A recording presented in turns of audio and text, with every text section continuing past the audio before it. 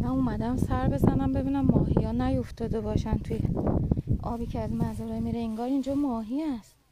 چقدر ماهی افتاده اینجا. اینا که دیگه نمیتونن برگردن. ببینم اینا چه ماهی هست.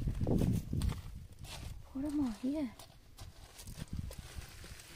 خب پرنده ها نخوردنشون این زیرن.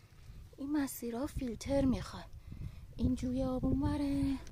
الان اینجا آفانیوس هست. بس ببینم این زیر چی هست. این بره.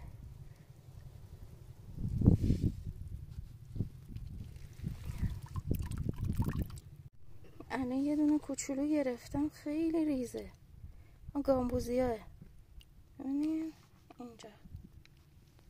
زیر این سنگه یه چیز بزرگی هم رفت اونور. یه دونه ماهی بزرگ هست فکر کنم 2-3 تا آفانیوس بزرگ. حالا خوبیش اینجا اینه که همیشه آب داره ولی نمیتونن برگردن پیش بقیه.